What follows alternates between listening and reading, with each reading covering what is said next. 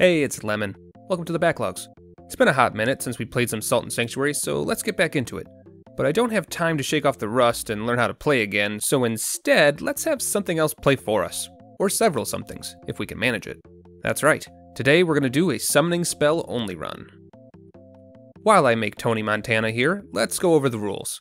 First, we can't do any direct damage. Only damage done by summoning spells is allowed.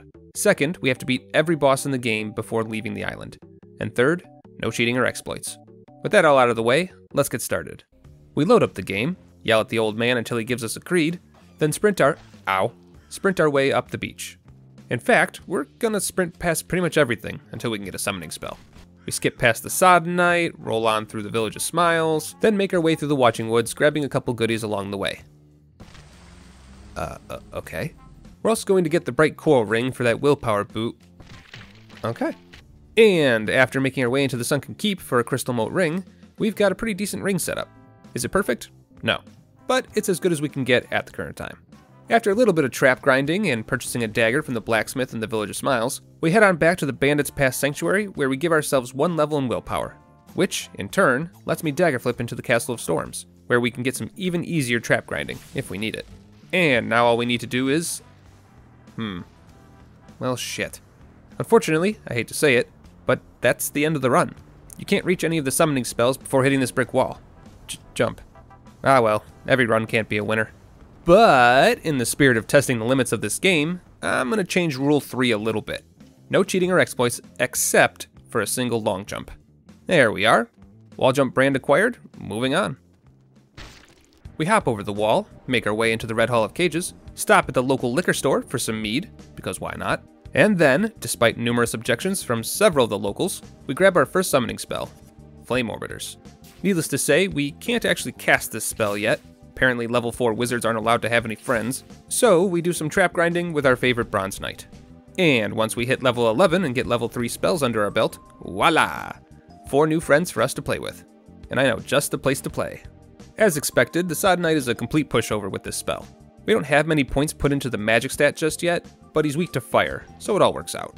The casting time is a bit of a nuisance, but not enough that it'll cause any real problems. Moving right along, we show our new friends to the Queen of Smiles.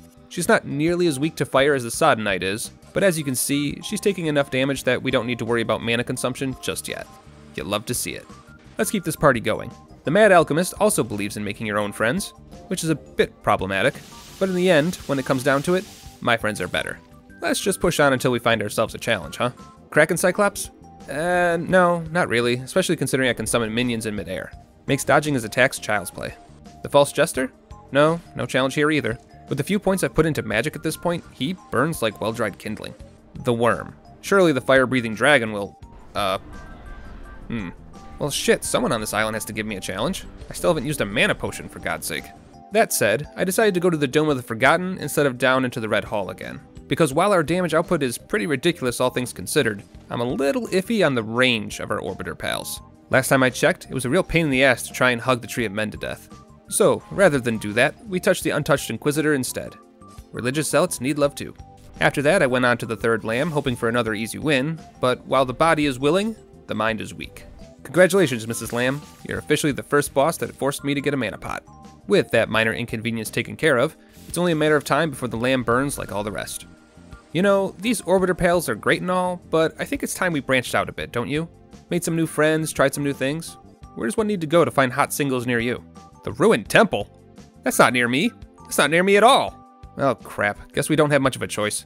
Between the Tree of Men and the Dried King, Flame Orbiters isn't really going to cut it anymore.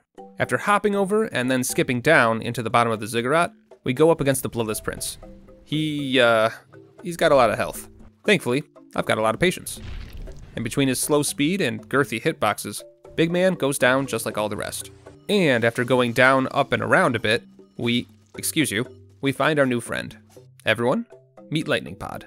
LP here actually casts a lightning bolt every few seconds if enemies are near, which is great, considering it'll have no shortage of targets what with me still hugging enemies to death with Flame Orbiters. Now, I will admit, the damage output is a bit lackluster, but it's still more than we were doing before, so I can't complain.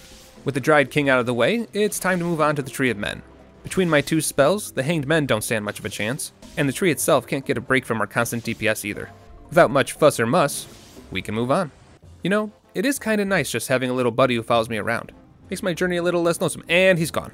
Up at the top of Hager's Cavern, we find our third friend, the Flame Guardian. Oh, you're a bit bigger than the others. Alright, let's go, guy. Alright, I'll see you at the boss then. Did you want a sneak peek at what 3-player co-op of Salt and Sacrifice is going to look like? Because this is about as close as you're going to get. Poor guy didn't know which way to turn, what with FG on one side and LP on the other. Bit of a mercy kill, this one. The Stench tried to copy our strategy and summoned a few friends of his own, but it didn't do any favors in the long run. The Coveted was up next, but I actually ran into a strange little problem with this boss. Turns out, when the axe is in the ground, my minions don't see it as a threat, which means they won't attack it. Which is a real shame, considering the Coveting like to throw their axe into the ground a lot. So, rather than deal with that again, I decided to see if we couldn't find another friend to help increase our DPS some more. All we need to do is get past the nope, yeah, no, this is fine. Whew, okay, Witch of the Lake, our mentor and role model. Whether she's summoning one large friend or 100 little ones, this woman knows the value of underlings. Thankfully though, she doesn't exactly have a wealth of health to work with, and after a little fancy maneuvering, she goes down without too much trouble. Well done, boys, you've earned yourself a new friend. A few pipes, disappearing platforms, and fake walls later, and we have our new buddy, a Static Geist. Majestic! Hey, now we're getting somewhere. Got some actual yellow on that health bar. The Coveted is still no pushover. The fact that I haven't played in a while is pretty evident at this point. But in the end, the power of friendship conquers all. Let's wrap this up. Karshaw go... Oh my god. oh my god, I can summon more than one. Well, with that little discovery, this game is toast. The Geist's damage is too strong, and with the ability to summon as many as my little heart desires, there's not much any of the remaining bosses can do. Would you go get... Yeah, thanks. It doesn't matter how many friends the bosses have. If I have enough time to press R1, it's over. I will say, Skurge's elemental defense was a bit of a problem, but even his extreme resistances aren't a match for the full force of the squad. Credit where credit is due, this was one of the longer boss battles of the run, so we had that going for him. Not much else though. Alright gang, place your bets now. Will the Nameless God's resistances be enough? No. No, they will not. Well, that was a good time. Turns out true power is the friends you make along the way. Thank you all for watching, hope you enjoyed the run. If you'd consider pressing a few buttons below the video to show you care, I'd appreciate that. Other than that, stay safe, take care of yourselves, and I'll see you all soon.